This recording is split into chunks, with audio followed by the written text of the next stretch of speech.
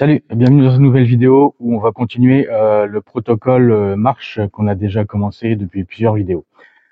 Pour cette suite, du coup, je vais aujourd'hui te définir le R, respiration, de ce protocole.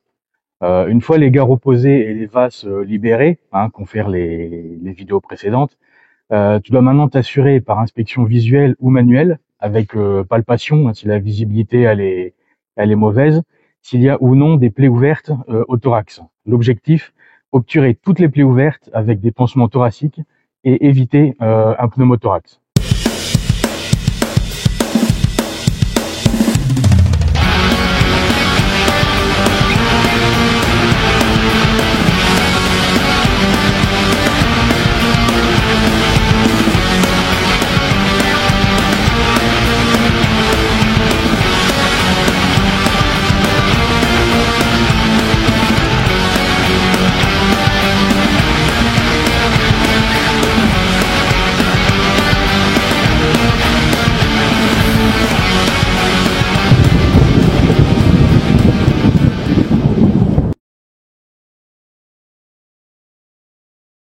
Alors, qu'est-ce qu'un pneumothorax? C'est la deuxième cause de mortalité évitable en situation d'extrême urgence. Il survient lorsque de l'air s'échappe du poumon et s'interpose entre le poumon et la paroi thoracique dans la plèvre, par exemple à l'occasion d'une plaie pulmonaire lors d'un traumatisme. La cavité thoracique n'étant pas expansible, cet air finit par comprimer le poumon, provoquant douleur et difficultés respiratoires. Son traitement est indispensable, parfois même en urgence. Le patient conscient et sans état de choc hémodynamique, en détresse respiratoire, doit être installé en position demi-assise pour faciliter sa respiration. Une plaie par balle ou par arme blanche à point d'entrée thoracique peut aussi entraîner des lésions au niveau cervical ou abdominal, en fonction du trajet et du type d'arme. L'orifice d'entrée d'une balle est en général rond, plus ou moins déchiqueté, et les bords peuvent être noircis si le tir il est fait à bout portant. Il ne faut pas oublier également non plus qu'une balle peut ressortir de l'autre côté. Il est donc indispensable, lors de la constatation d'une plaie thoracique par balle, de vérifier et de chercher l'orifice de sortie. Alors, je vais pas te faire un cours de balistique lésionnelle, mais il faut savoir à quoi ressemblent les points d'entrée et de sortie d'une balle pour savoir quoi chercher. Si tu trouves une plaie par balle irrégulière et déchiquetée, c'est que tu as trouvé l'orifice de sortie de la balle. Et tu dois savoir qu'il te faudra chercher, du coup, la plaie d'entrée. Une blessure par arme blanche peut être spectaculaire, peu hémorragique, et pourtant avoir pénétré profondément dans le thorax.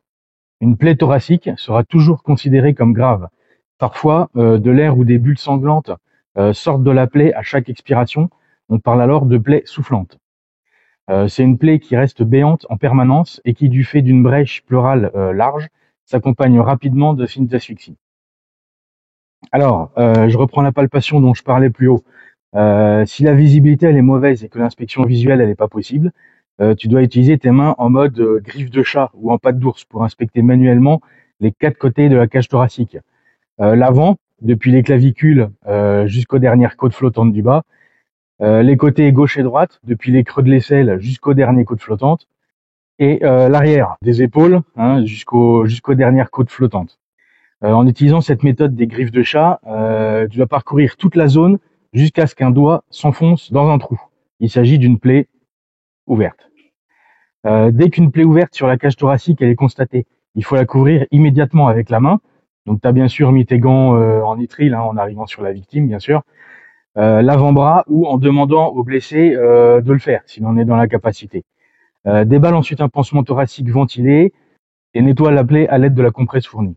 Une fois nettoyé, demande au blessé, toujours dans la mesure du possible, demande au blessé de tousser s'il est suffisamment conscient et s'il en a la possibilité, bien sûr. Et au moment où les poumons ils sont vides, colle le pansement thoracique ventilé sur la plaie en centrant le trou de la plaie au milieu du pansement.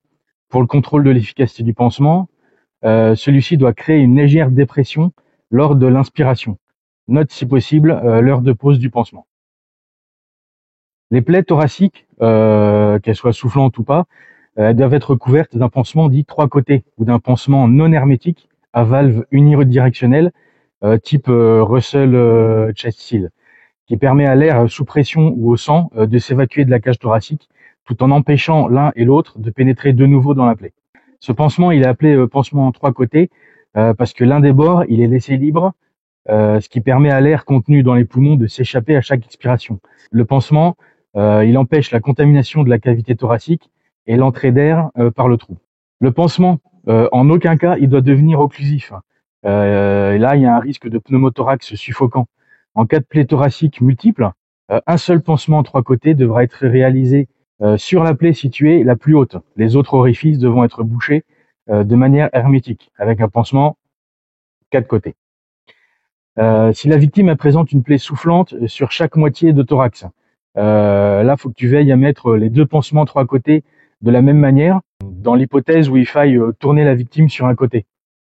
Alors, je te parle vite fait du pansement 3 côtés improvisé. Parce que si t'as pas de pansement thoracique ventilé sous la main, il est tout à fait faisable d'en confectionner un à l'aide d'un morceau de film plastique, un emballage de compresse ou un sac congélation par exemple, que tu as mis de côté pour les éviscérations. Pour cela, avec un paquet de compresses par exemple, tu ouvres l'emballage, tu récupères l'opercule en plastique, nettoie les abords de la plaie avec les compresses, applique l'opercule sur la plaie en orientant une pointe de l'opercule vers le haut et fixe celle-ci sur la plaie avec l'adhésif en prenant soin de laisser libre un côté de l'opercule qui se situe vers le bas, un des 2 côtés vers le bas en losange. Ainsi posé, le pansement il permet l'évacuation de l'air et d'éventuels liquides contenus dans les poumons, et ce, même si la victime elle doit être mise en PLS. Remarque importante, il faut s'assurer que tous les éventuels orifices de sortie soient bien traités de manière occlusive, en prenant en compte la complexité liée au mécanisme balistique, l'orifice de sortie délabré, etc. Pourquoi peut-on laisser une plaie au thorax à l'air libre?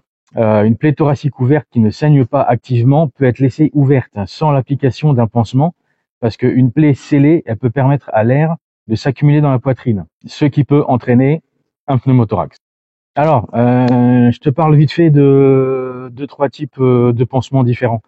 Premier, tu as le pansement thoracique ventilé H-vent avec valve, qui possède 6 canaux. Ça permet à un maximum d'air et de fluide corporel de s'échapper et réduit le risque d'obstruction. Sa conception a permis une fermeture à 360 degrés autour de la plaie et il est emballé avec une compresse stérile. Le pansement thoracique Foxil Ventide, il est doté d'une ventilation unidirectionnelle sécurisée. Il y a une valve souple centrale avec autour 3 cercles composés chacun de 8 évents. Donc au total, ça fait 24 évents. Bien. Menant à 512 voies de ventilation. Son ouverture, elle est facile et rapide, avec un sachet doté de 4 encoches d'ouverture aux extrémités. Le pansement, il s'applique facilement dans n'importe quelle orientation, à 360 degrés, afin de s'adapter à la plaie thoracique. Il peut être décollé pour appliquer une décompression et ensuite recollé à l'aide de la languette de repositionnement. Il y a aussi le ventilé de chez Boline, qui possède 3 valves alignées pour un pliage et un rangement de pansement plus facile. T'as ceux de chez Ilea aussi, qui sont pas mal et faciles à poser, à décoller, recoller. Là, c'est ceux de chez Sam Medical qui sont très bien et même optimisés pour la vision nocturne. T'as aussi les pansements thoraciques à valve d'Asherman. Elles sont distribuées par Protect Santé ou Medisecure. Et elles permettent, tout comme les autres cités précédemment, la sortie libre de l'air contenu dans le thorax sans autoriser son entrée, ce qui réduit ainsi le risque de pneumothorax compressif. Ce pansement, il peut être improvisé avec un gant nitrile dont tu coupes un doigt le plus large possible et en coupant son extrémité que tu fixes sur la victime avec du ruban adhésif, tout comme un occlusif improvisé, c'est pareil. Enfin bref, t'en as vraiment plein de sortes. Voilà, c'est à peu près tout pour cette vidéo. Pour les prochaines, pour le reste du protocole marche, je te ferai juste une vidéo globale, histoire de faire un peu plus rapide. C'est tout aussi intéressant, il y a plein de choses à dire, mais bon, je vais pas faire à chaque fois une vidéo différente non plus. Donc le C, le H et le E, je vais les mettre dans une seule vidéo. Voilà. Bon bah écoute, abonne-toi si c'est toujours pas fait, parce que j'ai toujours plus de non-abonnés qui regardent mes vidéos que d'abonnés. Donc ça, c'est pas normal. On en reparle. Allez, dis-moi en commentaire ce que tu penses de cette vidéo et je te dis à la prochaine. Allez, ciao.